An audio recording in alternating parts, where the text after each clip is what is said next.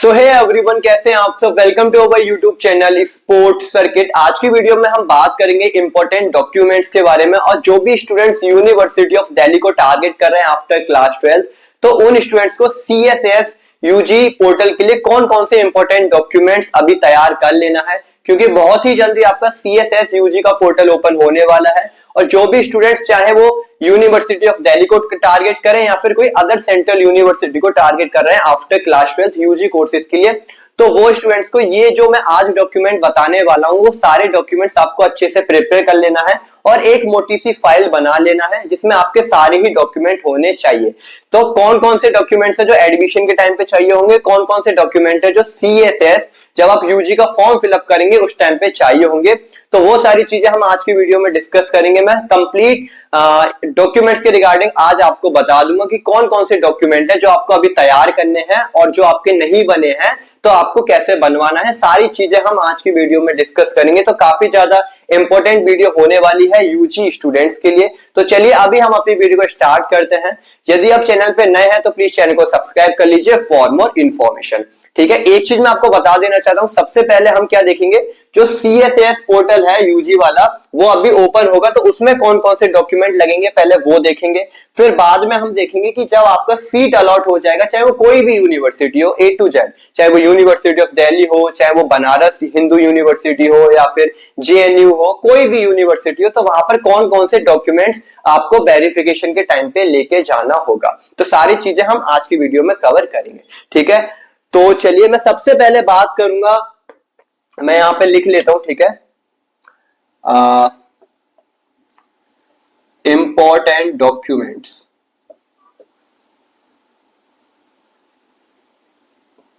ठीक है, तो कौन कौन से इंपॉर्टेंट डॉक्यूमेंट्स रहने वाले हैं यूजी वाले स्टूडेंट्स के लिए जो CUET UG 2025 में एग्जाम दिए हैं। ठीक है, तो सबसे पहले हम बात करेंगे यहाँ पे CSAS यूजी पोर्टल पे जब आप अप्लाई करेंगे यूनिवर्सिटी ऑफ दिल्ली के लिए काउंसलिंग के लिए, ठीक है, तब आपको कौन कौन से डॉक्यूमेंट का रिक्वायरमेंट होगा पहले ये बात करेंगे। उसके बाद हम फिर बात करेंगे अपना जब आपका एडमिशन हो जाएगा तब आपको कौन कौन से डॉक्यूमेंट की रिक्वायरमेंट होगी। ठीक है, फिलहाल अभी हम CSS common seat allocation system, जो भी स्टूडेंट्स यूनिवर्सिटी ऑफ दिल्ली या फिर IGPS कॉलेज या फिर यूनिवर्सिटी ऑफ दिल्ली के अंदर कोई भी जो कोर्सेज को टारगेट कर रहे हैं आफ्टर क्लास 12, तो उनके पास जब ये फॉर्म भरेंगे तो ये इंपॉर्टेंट डॉक्यूमेंट्स होने ही चाहिए। पहला क्या है, सबसे पहला है आपका 10th की मार्कशीट। ठीक है, तो आपके पास 10th की मार्कशीट होनी चाहिए। ठीक है, दूसरा इंपॉर्टेंट डॉक्यूमेंट है 12th की मार्कशीट आपके पास होनी चाहिए। ठीक है, साथ में सर्टिफिकेट भी रहता है एक, तो वो भी आपके पास होनी चाहिए। ठीक है, सर्टिफिकेट। ठीक है, सर्टिफिकेट क्या रहता है, मार्कशीट और सर्टिफिकेट दोनों अलग अलग रहते हैं। मार्कशीट वो होता है जिसमें आपका जो नंबर होते हैं वो शो होते हैं, और जो सर्टिफिकेट होता है उसमें आपका लिखा रहता है कि कहां से आपने 10th 12th या फिर ग्रेजुएशन में पास आउट किया है, उसकी सारी डिटेल रहता है बस। ठीक है, तो सर्टिफिकेट अब क्या होता है, मेरे टाइम पे भी यही था, जो मार्कशीट था वो फ्रंट वाले पेज पे था और जो पीछे था वो सर्टिफिकेट था।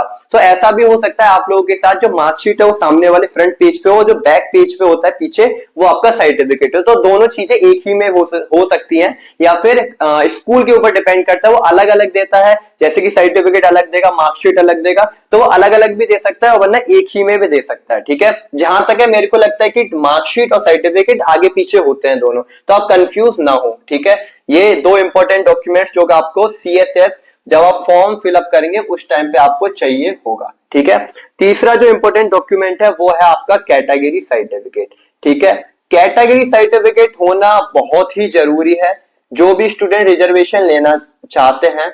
ठीक है, कैटेगरी सर्टिफिकेट। ठीक है, जो भी स्टूडेंट रिजर्वेशन लेना चाहते हैं, रिजर्वेशन कैसे, SC ST OBC NCL और EWS कैटेगरी वाले, ये चार कैटेगरी है, PWBD भी है। ठीक है, तो इन ये 4-5 जो कैटेगरी है यहाँ से रिजर्वेशन मिलता है। ठीक है, मतलब आपको कुछ ना कुछ बेनिफिट मिलेगा। जनरल वाले स्टूडेंट्स का कोई भी यहाँ पे सर्टिफिकेट नहीं लगता है।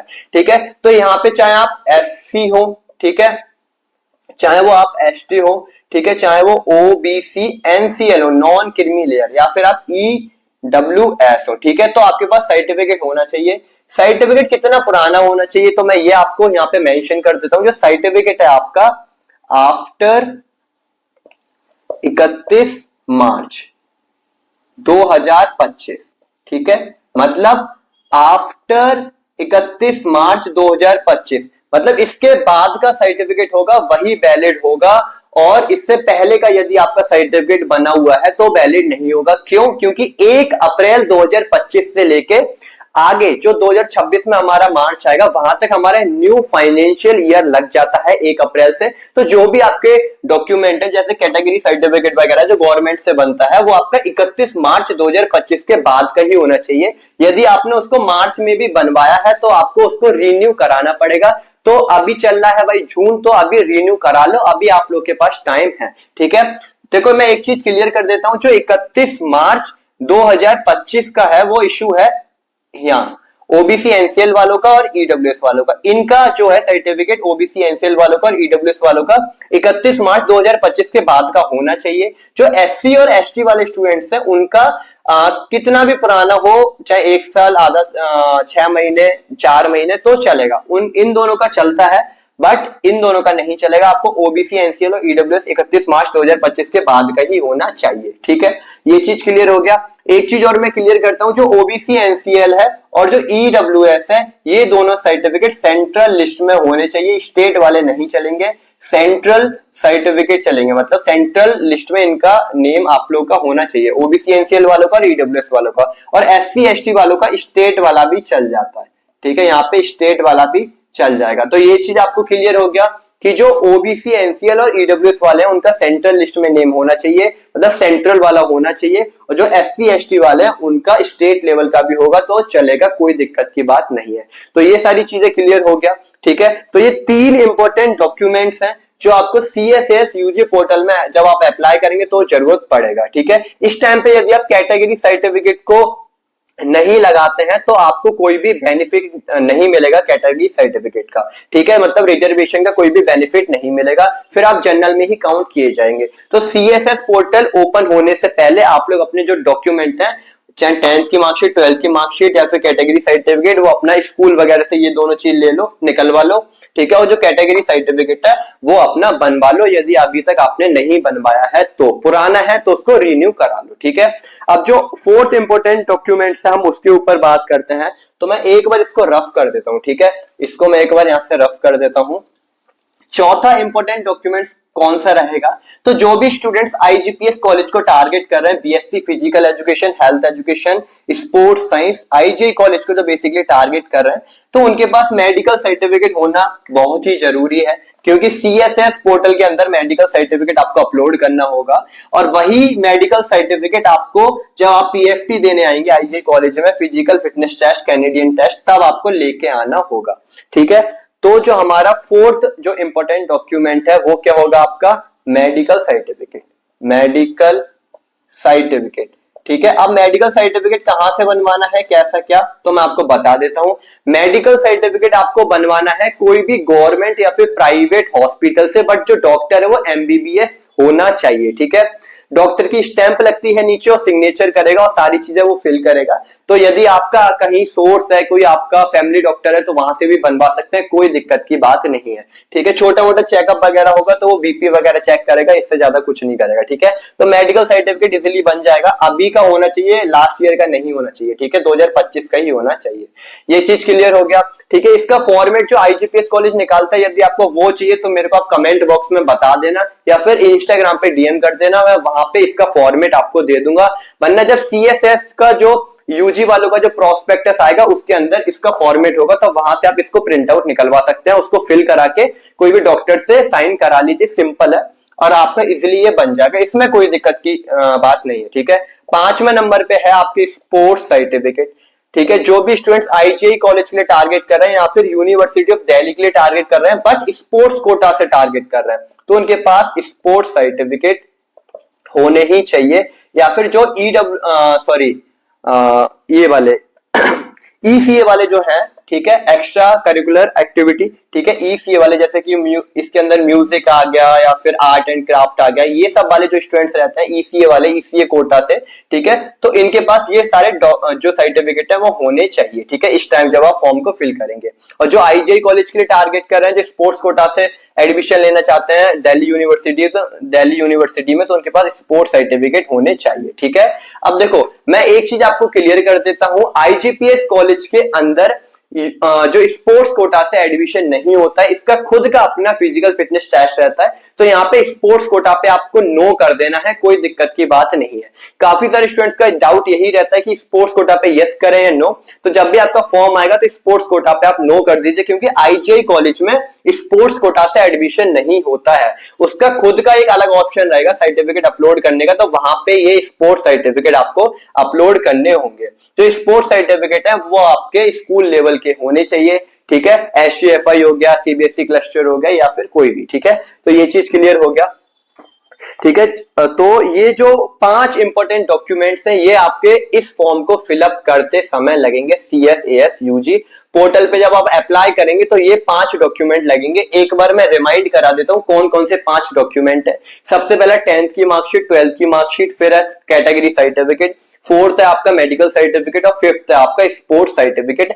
तो इन सबको आप तैयार कर लो, बनवा लो अच्छे से, जो भी है स्कूल से मार्कशीट नहीं लिया है तो उसको उठा लो, सर्टिफिकेट कहीं आपका अटका हुआ है तो उसको ले आओ, ठीक है। ये चीज क्लियर हो गया। यदि आप ये 5 डॉक्यूमेंट हैं आपके पास तो आप ऑटोमेटिक इस फॉर्म को बहुत इजीली तरीके से अच्छे से फिल कर सकते हैं। और जो एक चीज और है जो ऑटोमेटिक डिटेक्ट कर लिया जाएगा जब आप जैसे ही सीएसएएस यूजी के अंडर जब आप अपना एप्लीकेशन नंबर डालेंगे, पासवर्ड वगैरह वहां पे डालेंगे, तो उसी टाइम पे आपका जो ऑटोमेटिक डिटेक्ट कर लेगा वो आपका नेम होगा जिसमें आप चेंज नहीं कर पाएंगे, जेंडर होगा जिसमें आप चेंज नहीं कर पाएंगे, ईमेल आईडी होगा जिसमें आप चेंज नहीं कर पाएंगे, फोन नंबर, फोटो, सिग्नेचर, ये 5 से 6 चीजें हैं जो वहां ऑटोमेटिक डिटेक्ट हो जाएंगी। आपका name, gender, phone number, email ID, photo, signature, ये ऑटोमेटिक वहां पे सीएसएस यूजी के अंदर आ जाएगा, ठीक है। तो ये चीज आपको क्लियर हो गया। बाकी के सारी चीज आप यहाँ पे खुद से अपलोड करेंगे, चाहे वो मार्कशीट कुछ भी हो गया A to Z, ठीक है। एक चीज और मैं आपको बता देना चाहता हूं, जो आपका कैटेगरी है, यदि आपने सीयूटी यूजी फॉर्म के अंदर यदि आपने जनरल भर दिया, ओबीसी भर दिया, ईडब्ल्यूएस भर दिया, अब आप कैटेगरी चेंज करने वाले हो तो आप बिल्कुल कैटेगरी चेंज कर सकते हो, कोई दिक्कत की बात नहीं है, ठीक है। तो ये तो सारी चीजें क्लियर हो गई कि आप जब सीएसएएस यूजी फॉर्म भरेंगे तो उस टाइम पे आपको ये डॉक्यूमेंट लगेगा।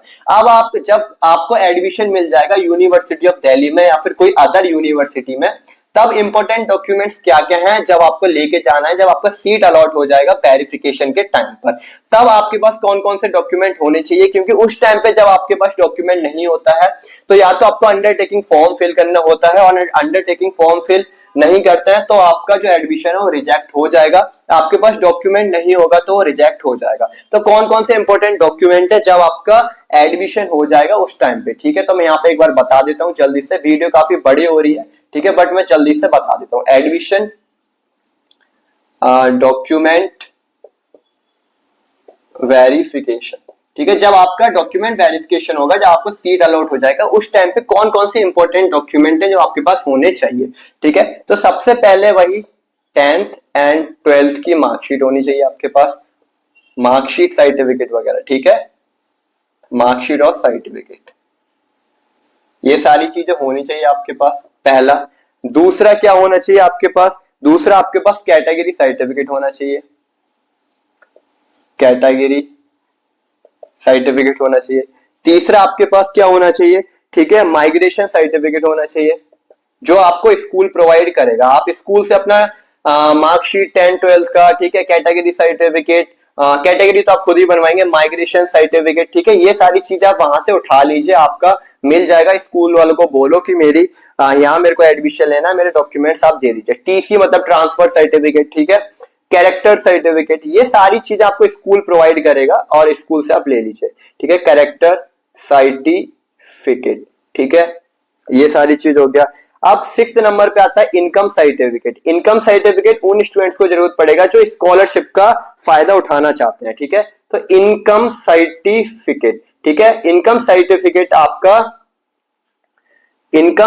आपका पेरेंट्स का होना चाहिए, ठीक है। जो आपके पेरेंट्स हैं उनका इनकम सर्टिफिकेट होगा, तभी आपको स्कॉलरशिप मिलेगा। और जो भी जनरल वाले स्टूडेंट्स हैं उनको स्कॉलरशिप नहीं देता है यूनिवर्सिटी ऑफ दिल्ली या फिर आईजीपीएस कॉलेज। जो भी ओबीसी, एनसीएल, एससी, एसटी और ईडब्ल्यूएस कैटेगरी से बिलोंग करते हैं उनको आईजीपीएस कॉलेज स्कॉलरशिप देता है। बट आपके पास इनकम सर्टिफिकेट होना चाहिए, वो भी कब का होना चाहिए? 31 मार्च 2025 के बाद का होना चाहिए, मतलब न्यू फाइनेंशियल ईयर का होना चाहिए। तो इनकम सर्टिफिकेट यहाँ पे क्या है, ये आपका ऑप्शनल है, यहाँ पे नहीं लगेगा, ठीक है, जब आपका डॉक्यूमेंट वेरिफिकेशन होगा। यदि आपके पास है तो कोई दिक्कत की बात नहीं है, नहीं भी है तो कोई दिक्कत की बात नहीं है। जब आपका स्कॉलरशिप फॉर्म भरोगे तो उस टाइम पे इसका जरूरत पड़ेगा, तो आप अभी बनवा लीजिए तो ज्यादा बेटर है, ठीक है। तो ये 6 डॉक्यूमेंट हो गए। 7वां आपका मैं यहाँ पे लिख देता हूँ, ठीक है। 7 डॉक्यूमेंट आपका, डॉक्यूमेंट एक तरीके से पासपोर्ट साइज फोटो है ये, ठीक है। पासपोर्ट साइज फोटोज आपके पास कम से कम 8 से 10 होने चाहिए, क्योंकि जब आपका एडमिशन हो जाएगा उस टाइम पे बहुत सारी जगह आपके फोटो लगेंगे। तो 8 से 10 अभी आप फोटो वगैरह क्लिक करा लो और हर एक जगह सेम फोटो लगाओ। ऐसा नहीं है कि इस डॉक्यूमेंट में कोई और फोटो लगा दिया, इस डॉक्यूमेंट में कोई और फोटो लगा दिया, तो ऐसा नहीं होना चाहिए, ठीक है। जो आपके फोटोज हैं वो सारे सेम होने चाहिए और हर एक डॉक्यूमेंट में सेम फोटो आपको लगाने हैं। 8th नंबर पे क्या रहेगा? 8th नंबर पे आपका रहेगा रेसिडेंस सर्टिफिकेट, ठीक है। रेसिडेंस सर्टिफिकेट ये भी आपका एक तरीके से ऑप्शनल है, ऐसा जरूरी नहीं है, ठीक है। इसको हम क्या बोलते हैं? निवास प्रमाण पत्र बोलते हैं, ठीक है। निवास प्रमाण पत्र, ठीक है। ये भी आपके पास होना बहुत ही जरूरी है।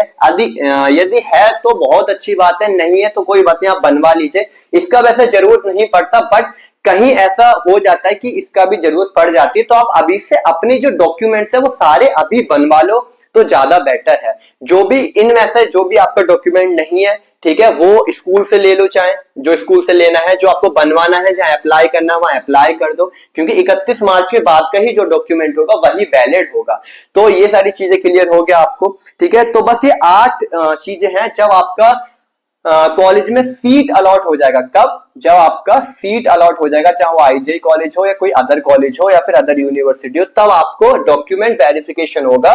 उस टाइम पे आपके पास ये सारे सर्टिफिकेट होने चाहिए, जो इंपॉर्टेंट डॉक्यूमेंट्स है वो सारे होने चाहिए, ठीक है। तो कैसी लगी वीडियो एक बार कमेंट करके जरूर बताओ। गर्मी बहुत ज्यादा हो रही है, ठीक है, देख सकते हो आप, पसीना आ रहा है, ठीक है। तो कैसी लगी वीडियो एक बार कमेंट करके बता देना, और कोई भी डाउट है इसके रिगार्डिंग तो आप मेरे को कमेंट बॉक्स में ड्रॉप कर दो। और टेलीग्राम चैनल को ज्वाइन नहीं किया तो एक बार उसको ज्वाइन कर लो, वहां पे जो भी अपडेट रहेगा वो मैं देता रहता हूं, ठीक है। लिंक आपको डिस्क्रिप्शन में मिल जाएगा। कोई भी क्वेरी है तो इंस्टा पे डीएम कर सकते हो या फिर कमेंट बॉक्स में अपना क्वेश्चन पुटअप कर सकते हो। तो मिलते हैं हम नेक्स्ट वीडियोस में, अभी के लिए बाय।